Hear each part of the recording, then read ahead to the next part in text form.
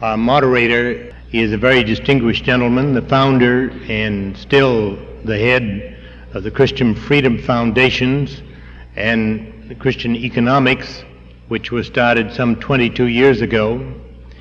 He holds many decorations and degrees, honorary degrees as well.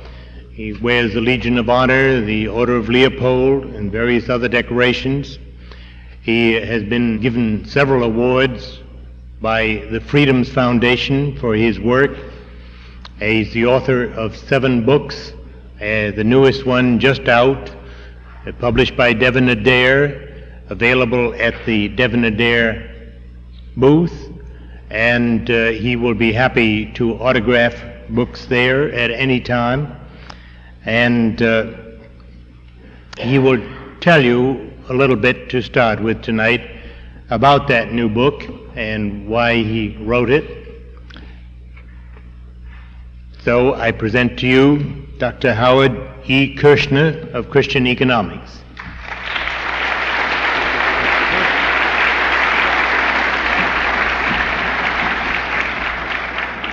Colonel Bunker, Queen McKinney, ladies and gentlemen, it's a pleasure to be with you again to renew acquaintances in Boston.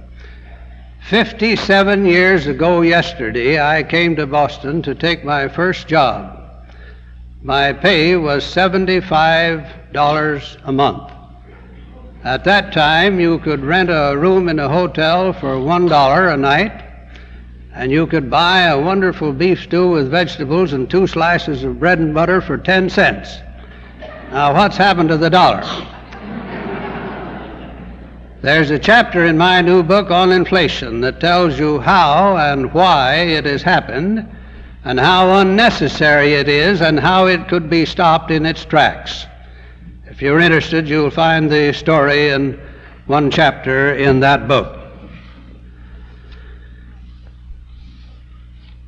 Jobs were hard to get in those days.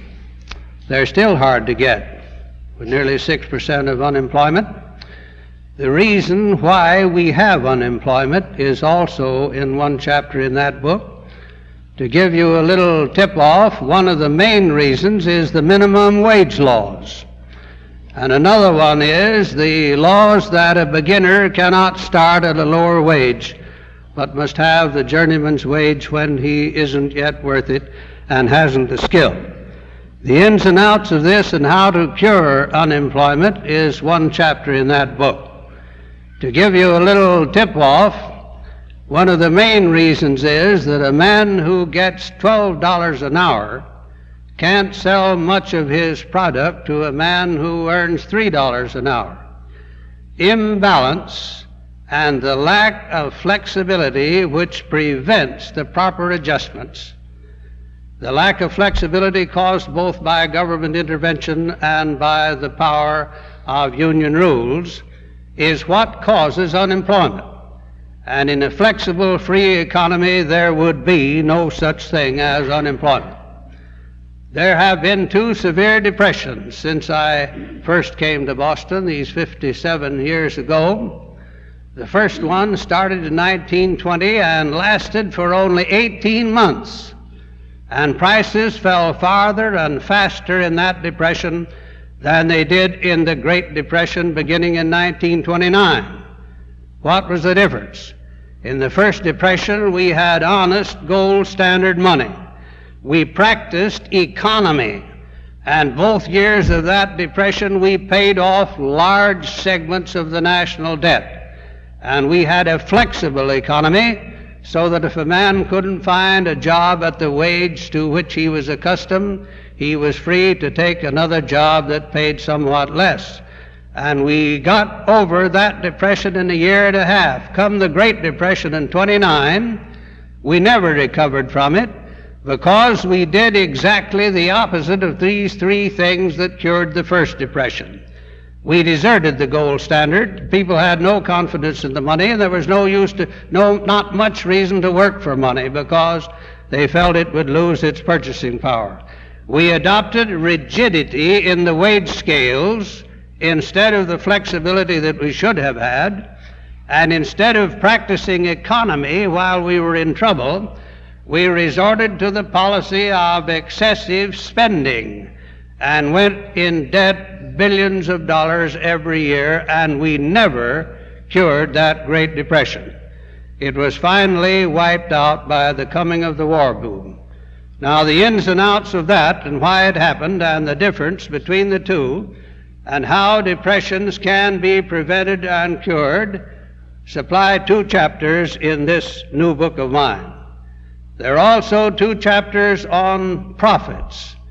Now, some people think that profit is a kind of a wicked thing and that it's proof that the laborer has been insufficiently paid or the consumer has been gouged. It isn't either one. Profit isn't something added to costs. Profit is something taken out of costs. The man makes a profit who learns how to reduce costs. I discussed this one time with one of the leaders in the government of Czechoslovakia over in Prague, and he said he didn't like American capitalism because it put too much money into the hands of a few people. Well, I said, you've got it all wrong. Some of these people earn more money. And he laughed at that, and I said, let me give you an example. You used to have a man named Bata here in Prague who became a millionaire manufacturing shoes. But he didn't hurt anybody, because people had better shoes and cheaper shoes and more shoes under Bata than they've ever had before or since. And the reason you're a poor, run-down at the heel country over here in Czechoslovakia today is that you have driven out all the men who could have made you prosperous by reducing costs and showing you how to have more for your money. And that's the real fundamental nature of profits. You'll find all about that in 2 chapters in this book. You'll find a chapter on the division of income. Not many people in this country know that after American business pays all of its expenses for raw material and advertising and accounting and legal fees and everything else, and comes down to the dollar that they have left to divide between the owner and the worker, when they get down to that dollar, not many people know that the workers get 93.7 cents out of that dollar, and the owners get 6.7 cents out of the dollar, or nearly 18 times as the workers get. Now, if our workers knew that, I claim that they would not insist upon the price-wage spiral that's making it impossible for American industry to compete with business in other countries. There are 2 chapters on that subject in this book. In fact, there isn't any important economic question that you won't find answered from my point of view, or at least discussed in simple, clear language in this book, which is called Dividing the Wealth. Are you getting your share? Well, I assure you you're not, but the book will tell you why. I was nearly 30 years writing this book, and I traveled and investigated conditions in 60 countries throughout the world in the process of writing it. We've been led astray in this country by Fabian socialism. You know what that is. Let me tell you where it started in our country. Stalin invited Comrade Foster to Moscow, and he said, Comrade Foster, you never can get the American people to vote for communism, but go home and work for government ownership of utilities and railroads and any kind of government intervention, and you lead America in through the back door. Now, that's exactly what happened. Up in Alaska, when they want to exterminate a bunch of wolves, they plant a lot of knives in the ice with the blades sticking up. They put a little blood on those blades, and then the silly wolves come up and lick the blood off the blades, and in so doing, they cut their tongues, and that puts more blood on the blades, and they stand there and lick that off until finally the silly things drop in their tracks, eating up their own blood. And that's exactly what we're doing in this country. The best example I know of is eating our own blood through welfare statism in this country. When I was at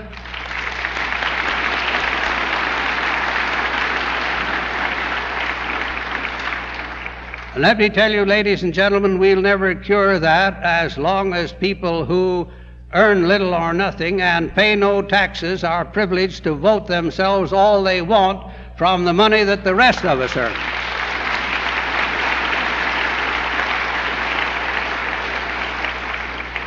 We'll never settle this problem until people who pay no taxes and are on relief of any kind are not allowed to vote.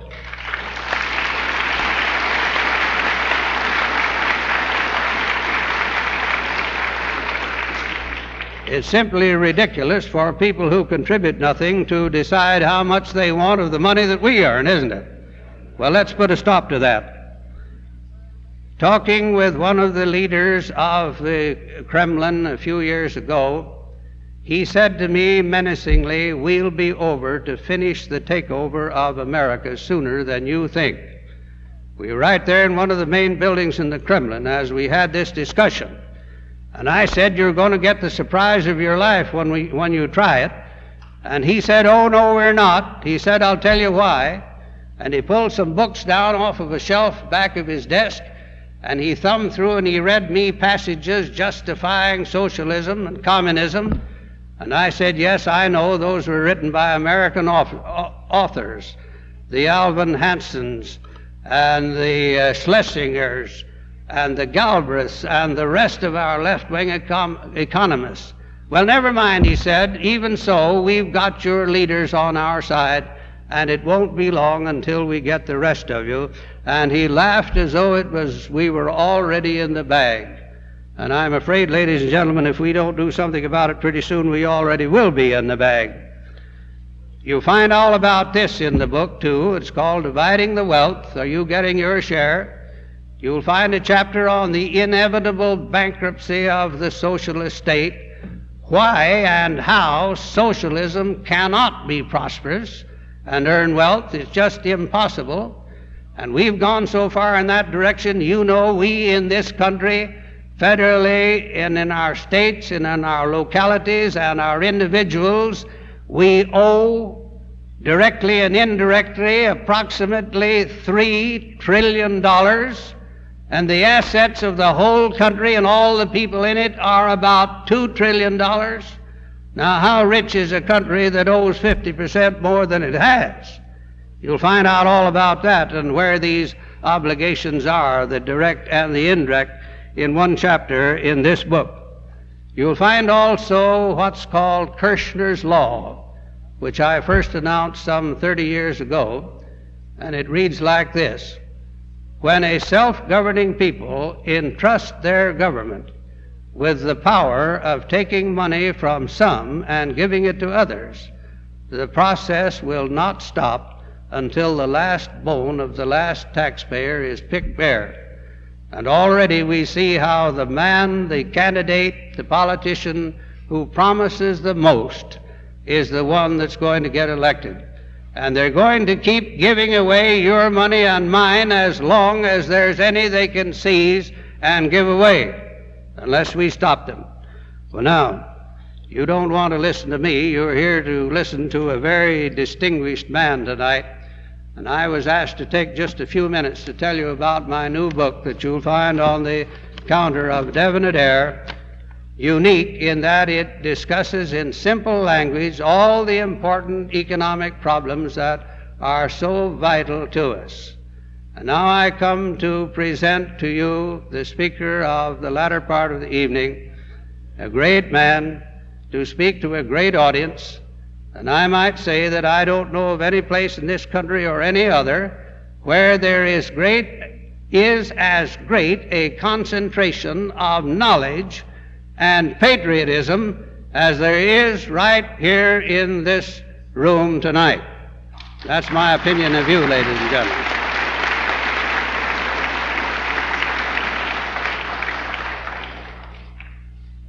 Clyde Jefferson Watts, Brigadier General, Army of the United States, retired. who is being honored by the New England Rally for God, Family, and Country as the American Man of the Year, will speak tonight on the subject of objectives, strategies, tactics of psychological warfare. General Watts served in India, Burma, China during World War II and helped spearhead and march to open the Burma Road. He was awarded the Air Medal, Bronze Star, Chinese Combat Command Commendation, Chinese Yun Wai Cloud Banner Medal, and Asiatic Pacific Ribbon for with 2 campaign stars.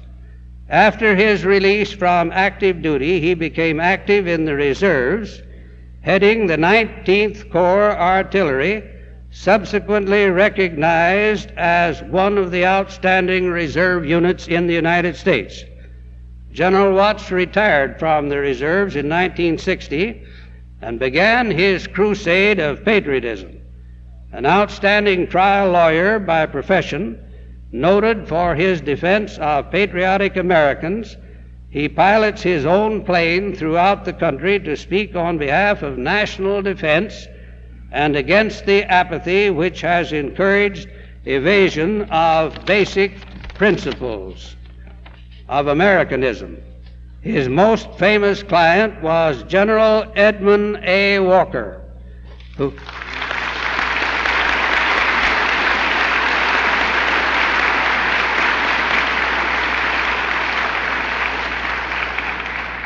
I'm glad you picked that up. I knew you were knowledgeable. I said you were, and you prove it to me now. Edwin A. Walker, who was illegally imprisoned in a mental institution by the United States government. I submit to you it's the government that ought to have been in the institution and not General Walker.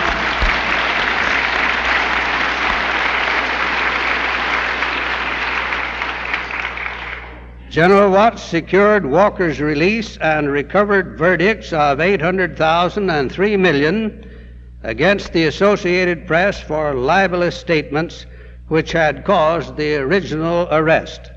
The verdicts were later reversed by the United States Supreme Court. I knew you were knowledgeable.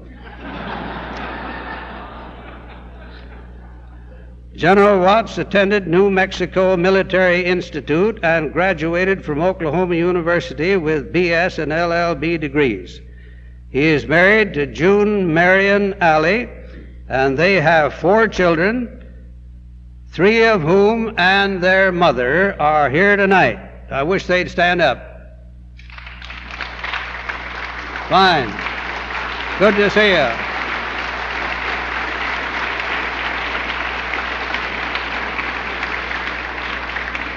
Welcome. You're the power behind the throne, I'm sure. A third son is on naval duty, and could not be here. General Watts heads the firm of Watts, Looney, Nichols, and Johnson of Oklahoma City, Oklahoma. Ladies and gentlemen, it is my proud privilege to present to you a great man, a wonderful patriot, General Watts.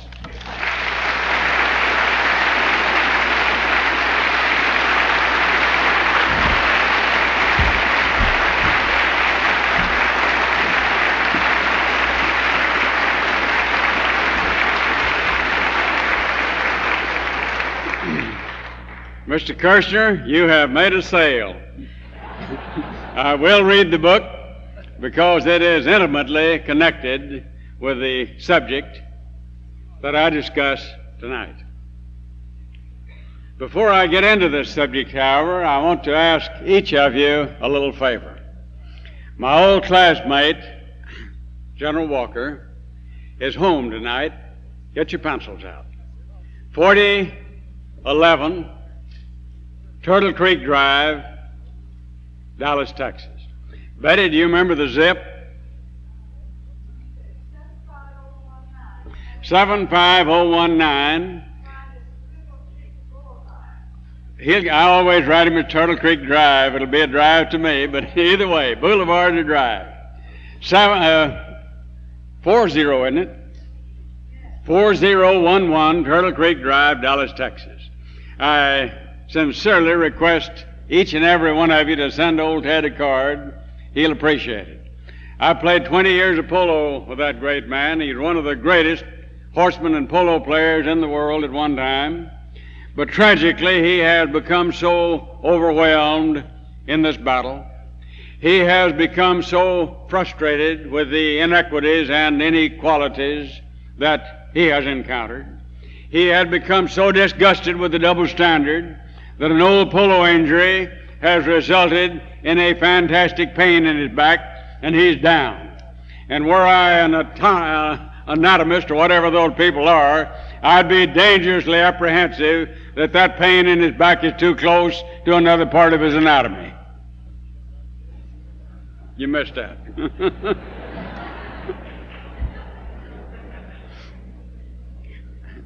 My fellow Americans, tonight we're at war. A war designed by a ruthless enemy to plunge not only our beloved country, but Christian civilization into the abyss of a new dark age, which will be, in the language of Sir Winston Churchill, unbroken even by a star of hope, unless we conquer. As conquer we must, as conquer we shall. Now, how to conquer? When you observe, as has my old buddy General Walker, a great country in an uncontrolled nosedive, headed for what could be absolute destruction of the very fountainhead of Christian civilization, we are inclined all too often to say perhaps there is no way. Let's continue merely repeating platitudes. Let's continue merely hoping against hope that a higher power that perhaps, as I was inspired by the previous speaker to recognize, we have too soon deserted. How to conquer, when conquer we must, requires not only devotion, dedication, but requires simple application of the starkly simple principles of military planning. Recognizing that we are at war, three simple approaches become inevitable. First, we must have an estimate of the existing situation and an attempt within the limits of human frailty to spread aside the veil of the future and chart a course that will terminate the disastrous events that have plagued our course in the past. Next, we must select an objective. How many of you in this audience have read my little nocturnal effort, Fourth Dimensional Warfare? I see several of you have. In that little paper, which resulted from a sudden and rude awakening at 2 o'clock in the morning, as did the other two, after studying at the National War College the principles that we have so avidly rejected and ignored, I awakened and put these concepts on a dictaphone. They were written up to recognize that there are 9 simple basic principles of war that we must study and analyze if we hope to survive in a period when, as the speaker said earlier today, there will be wars and rumors of war, so long as human selfishness continues to exist. It will not be wiped out by the promises of irresponsible politicians. It will be wiped out only when America and the world follows the inspiration of the previous speaker, down on his knees asking for the divine guidance that is the sole source to eliminate destructive and vicious wars. But until that is accomplished, we must, if we hope to survive, understand and realize that when we are at war, we must, as simple human beings, subject to the horrors of war, understand what war is all about. As I pointed out in this little paper, the 9 principles are simple, as is everything that involves survival: mass, economy of force, mobility; simplicity, security, surprise; command, objective, and offensive. Now let's study for a moment the principle of the objective. An area in the enemy terrain, deep, not in the front lines, that has these attributes: identifiable on the ground, on the map, in the minds of the troops; decisive. The seizure of that objective will destroy your enemy and his will to fight. Third, attainable within the time and resources available to the commander, and will fourth facilitate future operations. Now, in this little planning exercise in which we're engaged tonight, and I doubt that this will end up in my making it to you a speech, I hope to think with you, to study with you, to endeavor to implement a strategy that will divert this disastrous nosedive in which our great country is now almost overwhelmingly embroiled, and bring us up into the high levels where again we can see the pinnacles and the peaks of greatness that have been our national heritage. So we are first making an estimate of the situation. We are second selecting an objective for our great country. And we will third endeavor to implement strategies and tactics that will, we hope, ensure our simple survival. Now let's first then make an estimate of our situation. Immediately looking deeply into the past, we must recognize that by a massive application of American ingenuity, genius, and support, we Americans have lifted two erstwhile backward and inept nations to a point and a status where previous third and fourth-rate powers now control the prize for which every war in history has been fought: the balance of power. We ask ourselves, how can an intelligent nation be so blind as to support an enemy that has sworn repeatedly to destroy us? The answer is that by blind euphoria, we have refused to recognize and identify the enemy, the battle, or even the war. We have refused to recognize the enemy's call to arms, repeated often though it has been. We shall first, who else knows it? I can see looks of recognition on faces. Dominate Eastern Europe, then the masses of Asia. Finally, we shall encircle the United States as the last bastion of capitalism. We will not have to fight. It will fall like an overripe fruit into our waiting hands. Back in the 30s, Mr. Dmitry Manuilsky, the chief of the Lenin School of Political Warfare, for which tragically there is no American counterpart, made this unbelievable pronouncement: war to the hilt between democracy and communism is inevitable. To win, we need the element of surprise. There will be unheard of overtures, unbelievable concessions. Today we're not strong enough to attack, but our time will come within 30 years, which is now. The democracy, stupid and decadent, will rejoice to become friends. When their guard is down, we shall smash them with our clenched fist.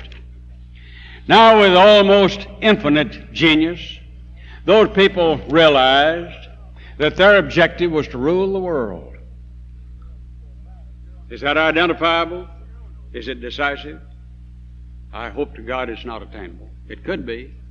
Unless we Americans learn the things that we're studying tonight, tragically, it will be.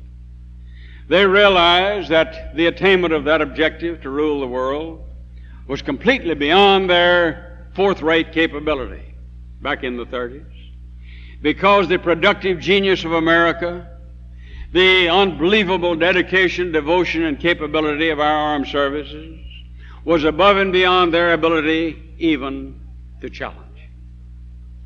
In the conventional elements of warfare, on the land, on the sea, and in the air, there was no way.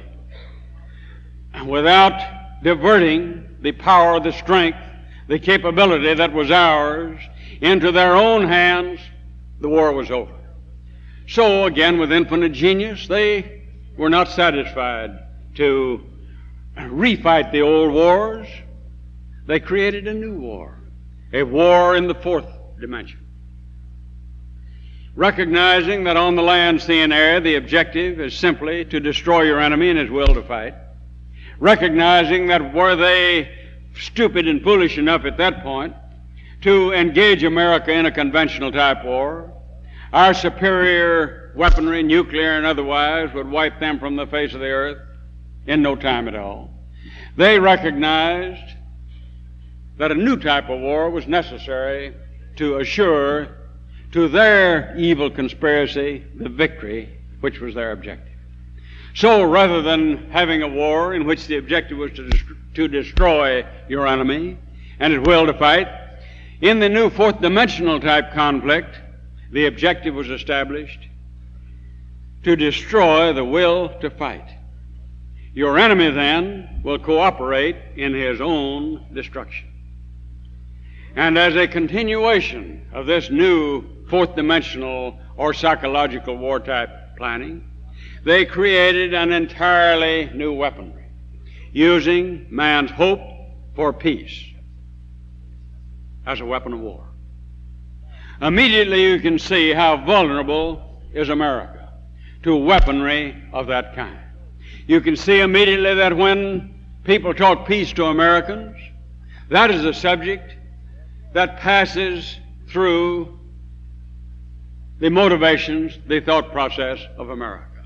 What is this new type of sensitivity training we have? I forget the name of it, but anyhow, anytime you mention peace to an American, you strike a chord of sensitivity.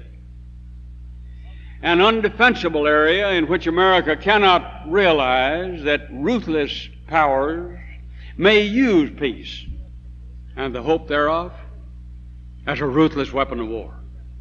So continuing now with our estimate of the situation, let's look back in the background a way and see what these people have been able to do with this simple weaponry.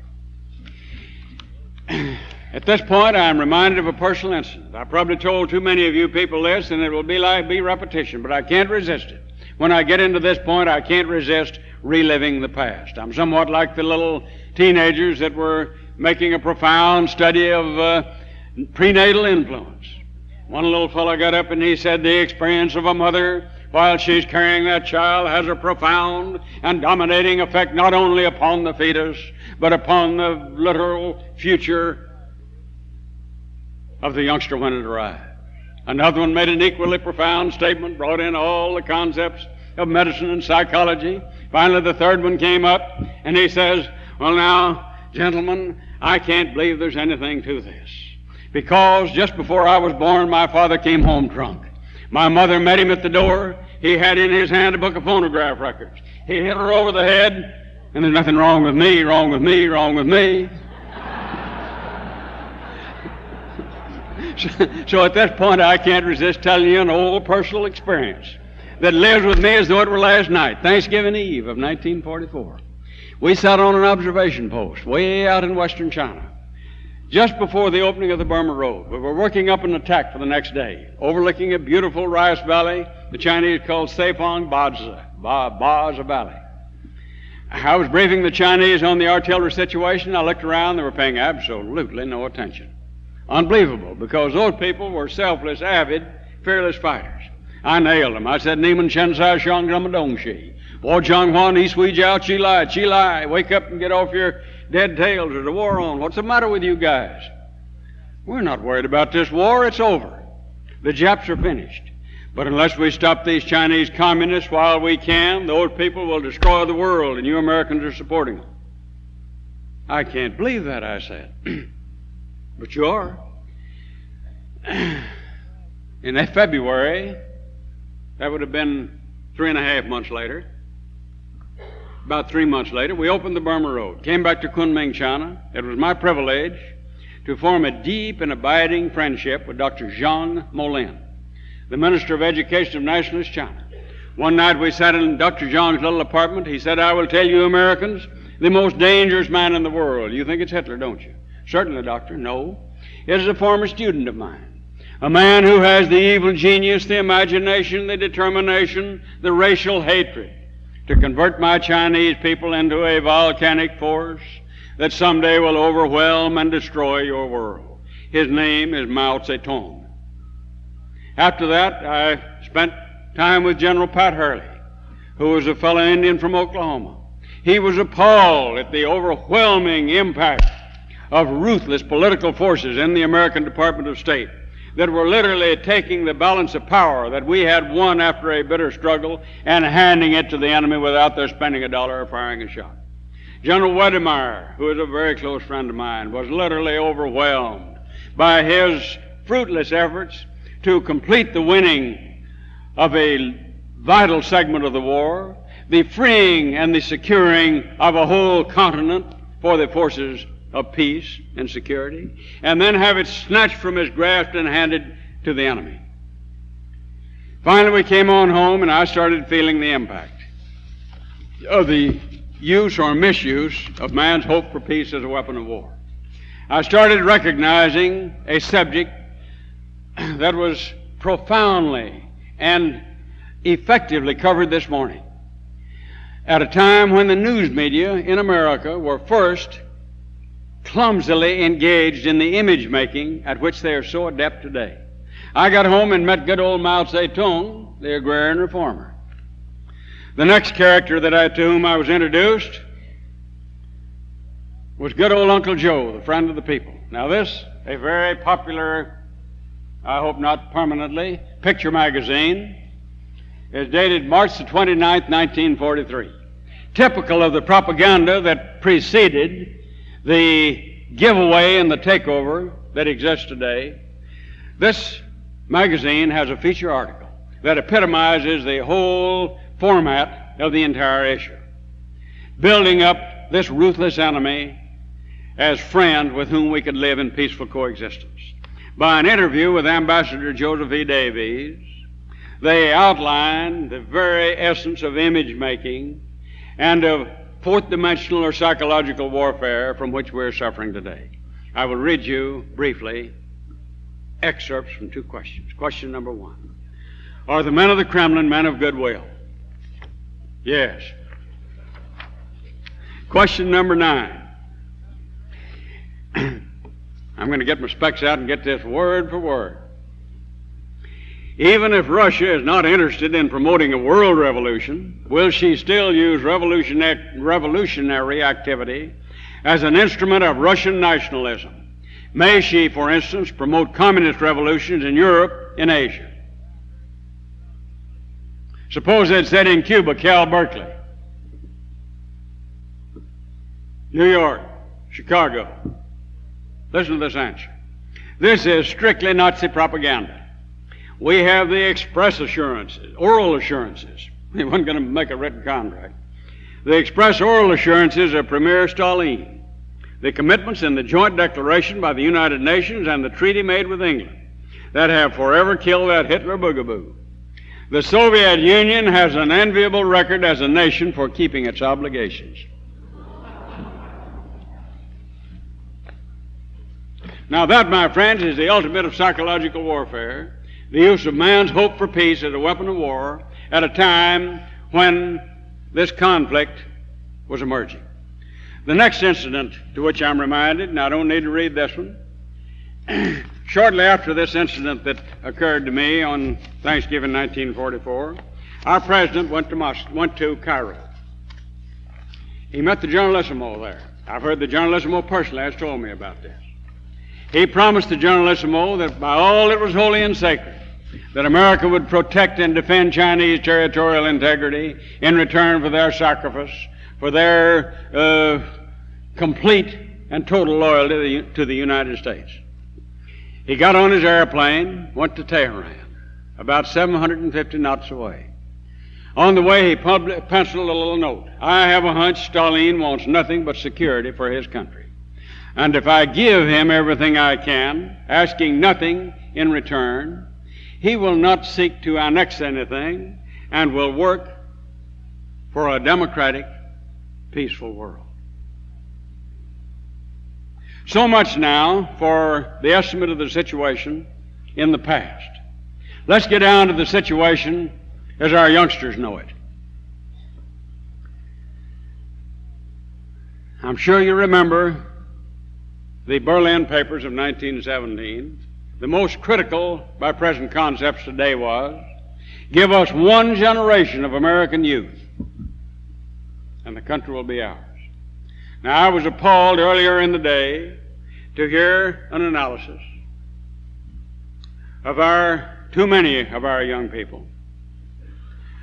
Long-haired, disheveled, disrespectful, and disobedient. There's a reason for that. Several years ago, I spoke to the University of Oklahoma. The kids were working on a new project to abolish military training in their school. I went down and addressed them as the former commander of that military unit, appalled at their stupidity. I had in my hands a little magazine.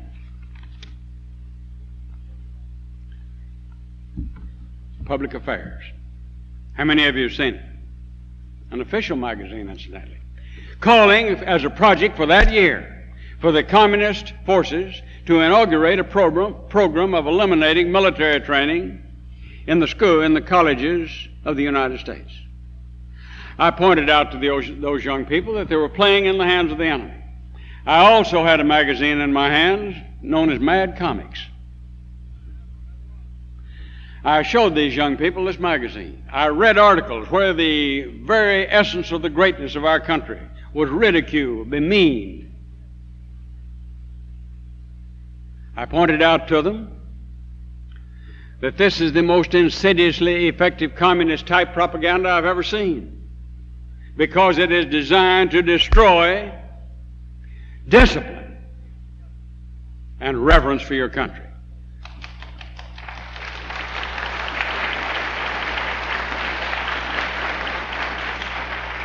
One week later, I was sued for $1 million. I brought to court Reverend Kenneth Goff, who had been a member at one time of the conspiracy. We announced ready for trial. We're walking into court. I was walking in behind Mr. Ginsburg and his lawyer.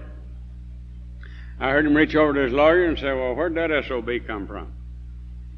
30 minutes later, the lawsuit was dismissed, and I was denied the pleasure and the privilege of trying it. So the fact remains that unless we are able to implement some new approach, some effective technique, they have one generation of our America, our American youth, with the dope, with the ridicule, with the irresponsibility that they have been able to build up. On the 18th of April of this year, I spoke at New York State University behind this miserable counselor. It was not a debate because he took off before I got a chance to speak. He advocated a very simple solution to our legal problems.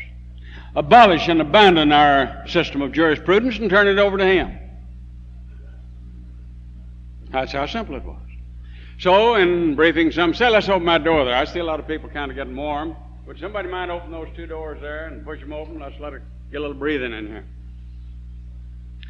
I said, young people, whether you realize it or not, and I'm sure you don't realize it, you are even now selecting for the next 5 generations of America a type of discipline. There are only 2. A discipline of force, from the mouth of a gun, the point of a knife, or the end of a whip, that our enemy is able to implement with fiendish effect. On our side, however, we have always enjoyed a discipline of faith, under which a well-trained and disciplined young American will voluntarily and cheerfully do the right thing at the right place at the right time, even at the cost of his life. Came the questions. The persistent question from that group of young people, interspersed with too many professors, was, well, why should we risk our lives to defend a country that is not worth defending? Over and over again. Finally, one little boy kept waving his hand for a question. I said, young man, you've had 2 questions. Let's hear from somebody else, and I'll give you another in after a while. Let's hear from that poor little girl there behind you. Poor little girl sounded over her question. I said, young lady, I have artillery ears, and I'm sorry I can't hear you. Would you mind standing up, please, and speaking louder? She stood up, and it was a boy.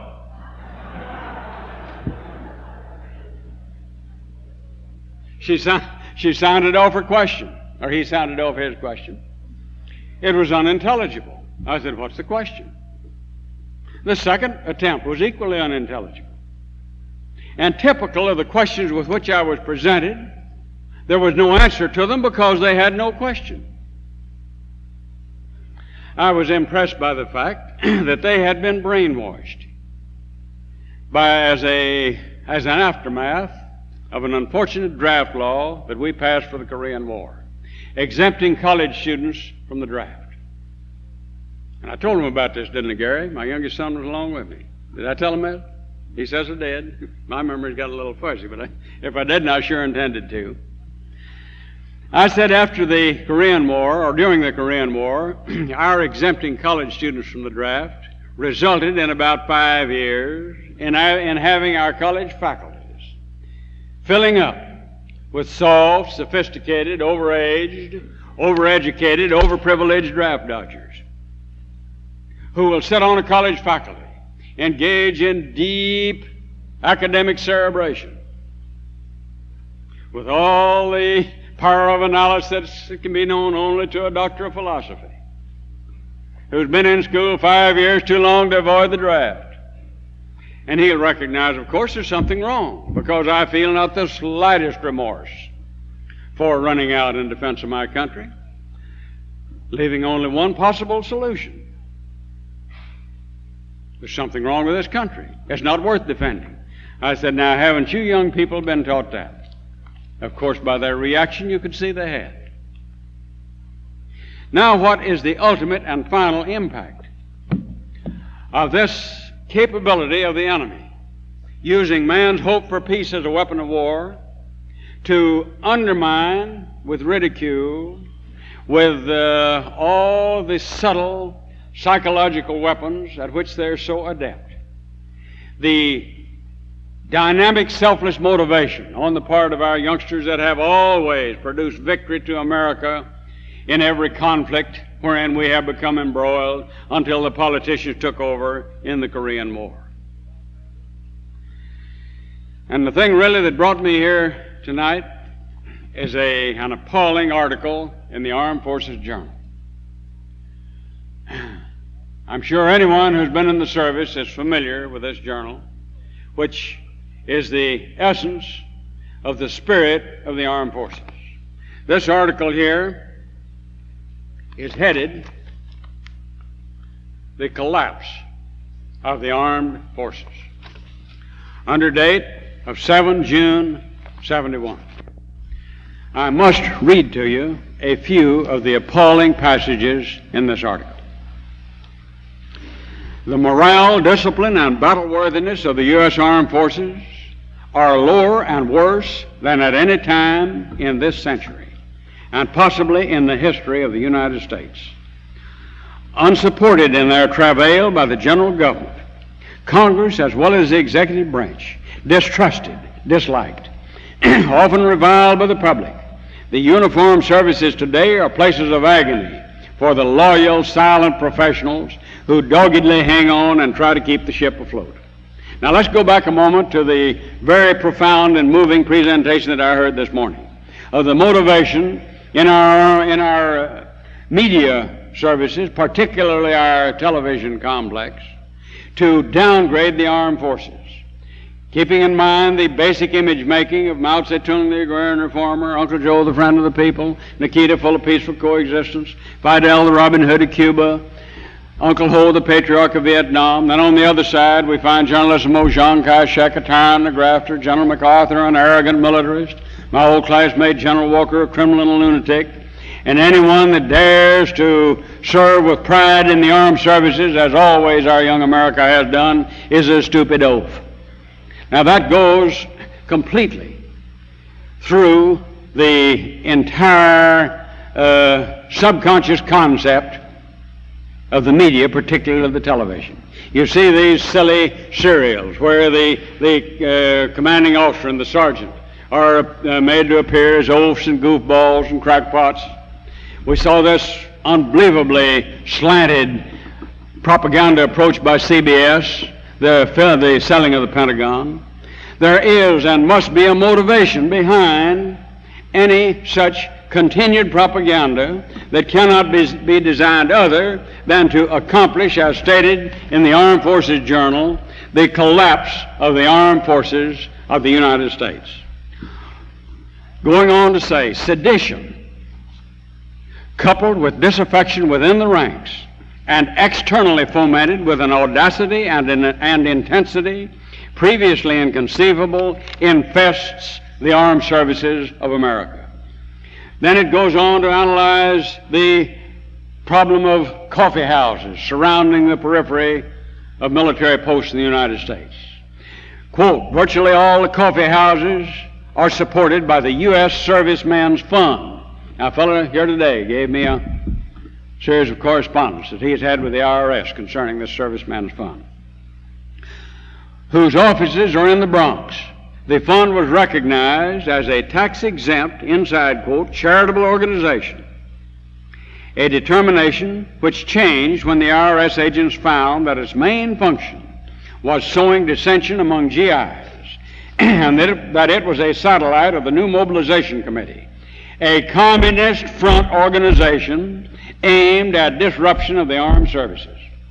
Now, folks, why can't we recruit a few of those people and send them to Czechoslovakia, Russia, Beiping, various other choice places, and engage in psychological warfare?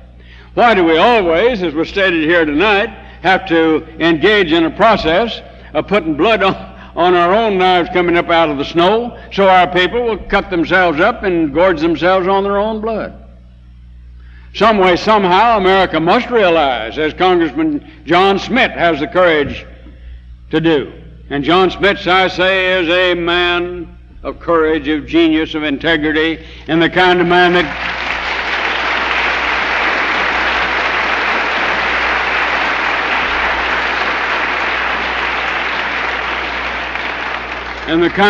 that could he break through the paper curtain and the electronic curtain of the news media, would produce a recognition in this country of the objective strategies and tactics of fourth dimensional or psychological warfare. One or two other quotations and we'll move on. IRS sources say that the Servicemen's Fund has been bankrolled by well-to-do liberals. Now, what is a liberal? To me, it's very simple. A liberal is an individual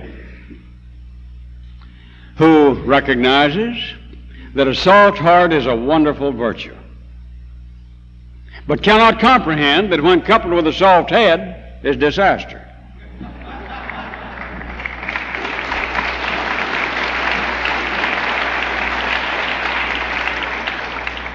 Now, those are the good faith and dangerous liberalites. The less dangerous but far more active are the pros, the professionals who are working and using these liberalites for their own purposes in the waging of this psychological warfare.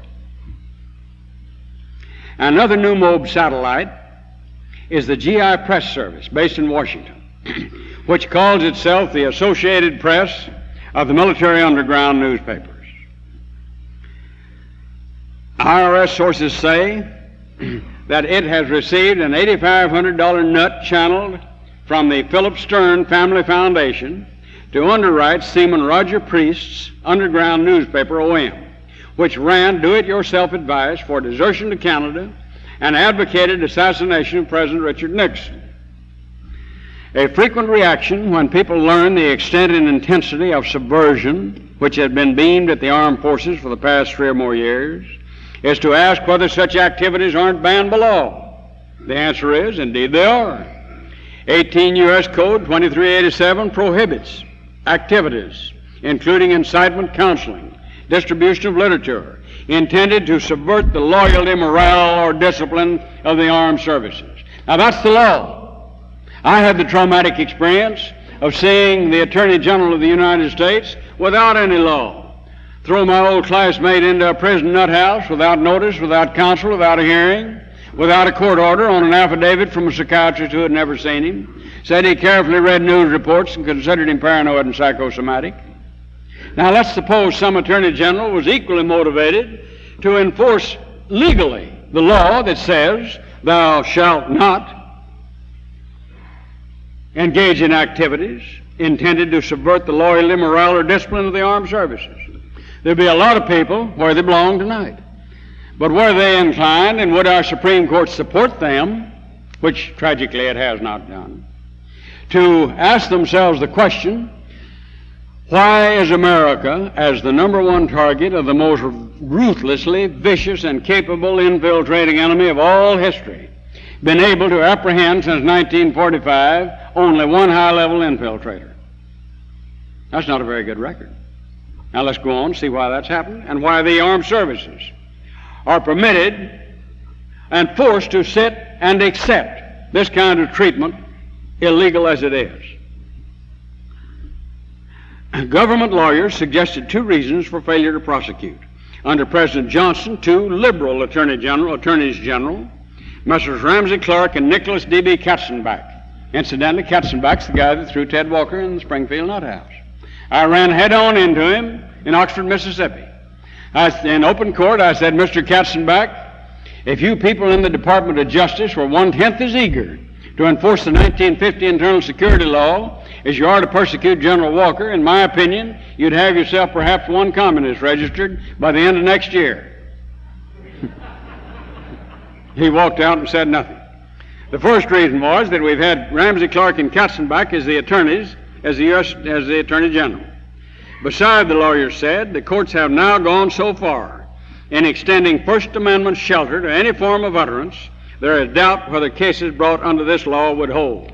But I say, whether there's doubt or not, why doesn't somebody file one and challenge these infiltrators with the power of the law to say thou shalt not endeavor to destroy the armed services of the United States while there's a war on?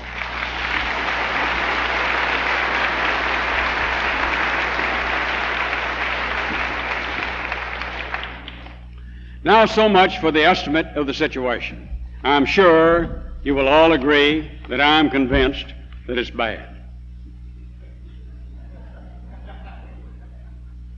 It's not hopeless. I still feel that if America would suddenly become devoted to life and liberty with equal intensity to which it is devoted in the pursuit of happiness or entertainment, we'd start to win. If we could set up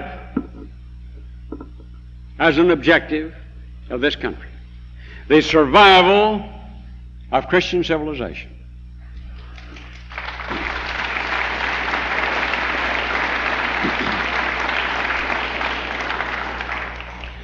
and the piercing of the veil and the privileged sanctuary that permits a ruthless and evil enemy to ply his psychological warfare weaponry against helpless defenders, we, sooner than we think, would start to win. I was impressed today with the challenge of intermediate objectives. You know, when you have an objective to seize a strong point, destroy your enemy and his will to fight, you can't just plunge right through and grab it. You must select intermediate objectives that will assist in implementing a winning strategy. Intermediate objective number 1, which I was inspired to hear Representative John Smith say, is defenses up internationally. Subversion out internally. Now, folks, we can do that. We are not bound by our Constitution to extend to the enemy the privilege of using American freedom as a cloak for subversion. Our Constitution extends to the government and the people of the United States the capability, the power, and the duty to preserve the wonderful and fabulous freedom that is our God-given heritage.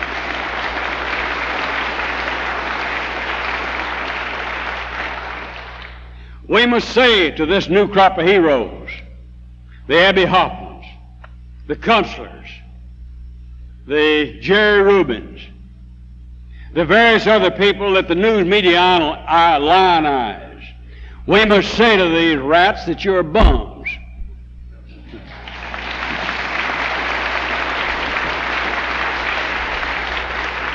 Or perhaps we should say to these bums, you're rats.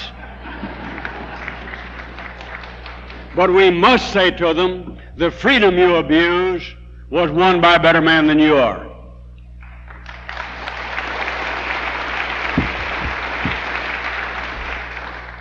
So now we're down to a strategy in which I can observe, I hope to say victory. At least we can say survival. We must have 5 simple determinations. A determination, number 1, to revitalize our religion as an impenetrable roadblock against godless communism.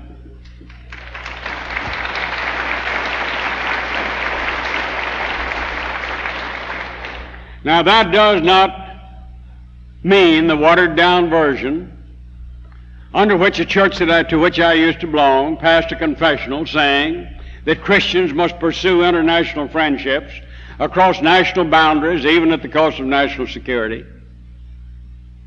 It doesn't mean that. It doesn't mean rationalization with the forces of evil. The United States Supreme Court saying that murderers who kill must be given the privilege of killing again.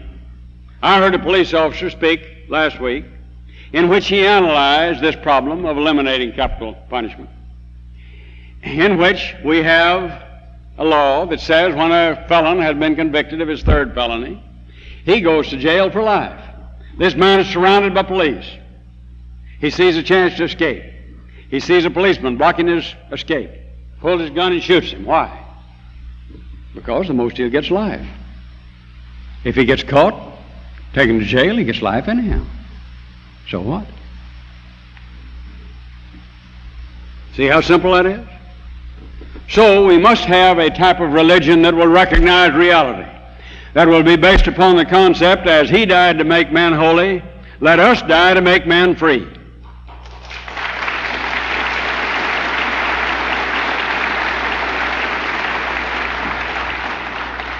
Now, tragically, we don't have to die to make man free, because great men have already done that. All we have to do is to be ready to die to keep them free. If we have the guts, the courage, the determination, and the simple dedication to duty, honor, and country to do so. Now, the next determination that we need is the determination to know our enemy. His objectives, his strategies, his tactics. To recognize, not as the professors in America do, a theoretical ideology, but to recognize reality, to recognize that we are confronted with communism and communists, which may be realistically defined as a conspiracy of international gangsters seeking world domination behind the smokescreen of a false political ideology.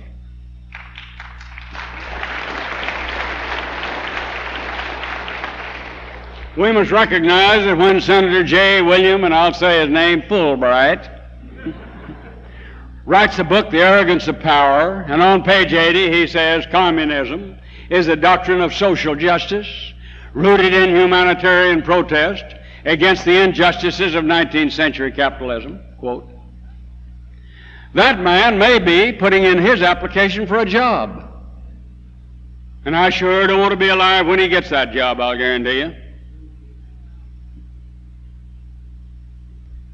So we, if we hope to survive, must understand the objectives, strategies, tactics of psychological and fourth dimensional warfare.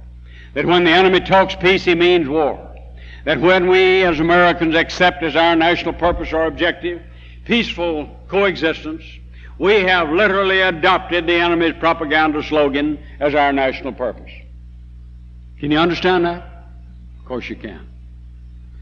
Now then, the next objective we must have, or the next, not objective, but the next determination that we must have to accomplish this objective is the determination to know ourselves, know our America, know our strengths and our weakness, even as our enemy knows and understands us better than we understand ourselves.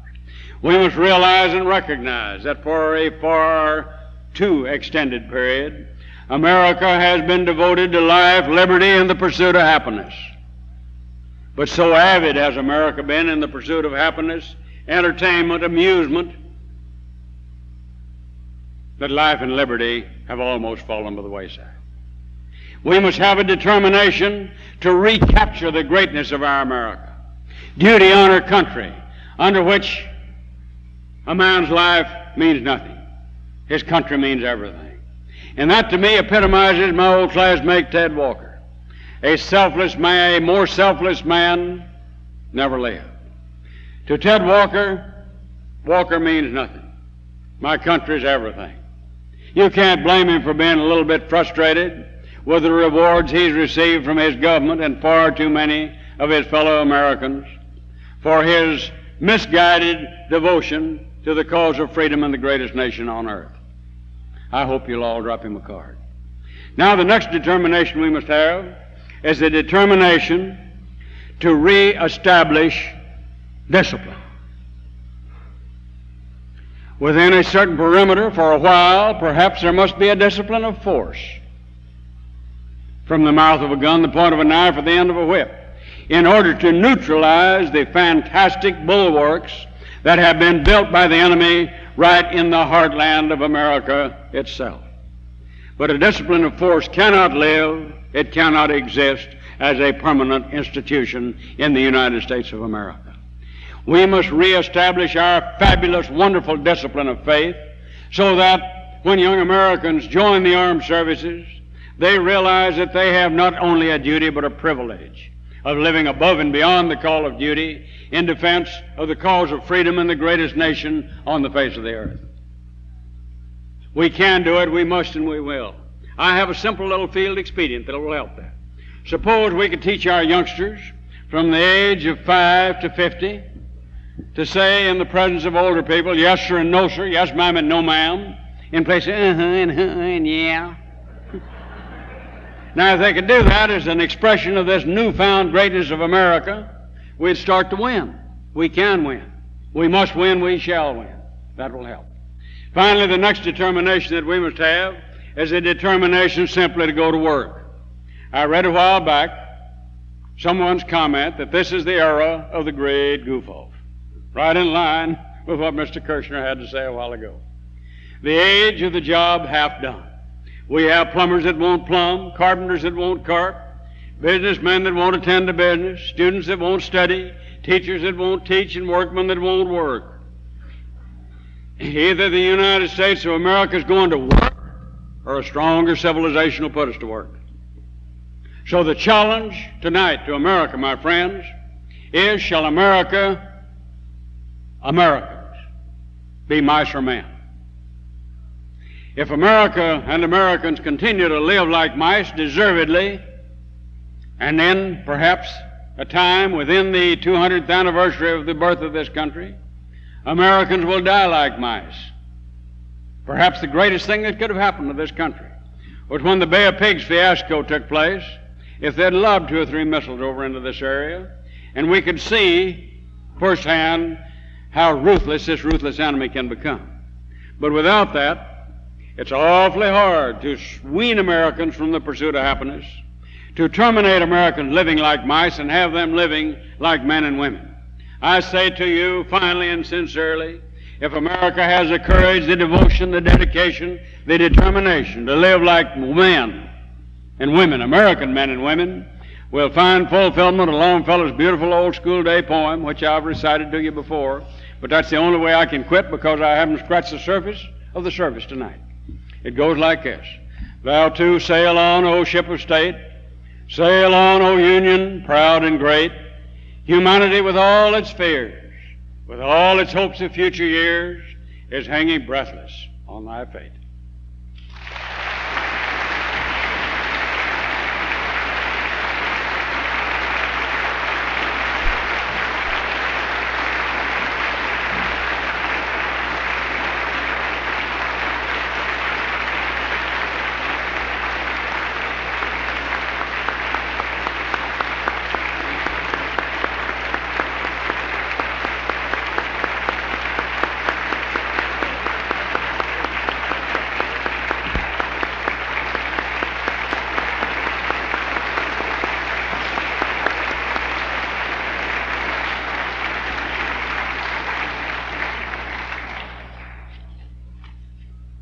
Thank you very much, Clyde.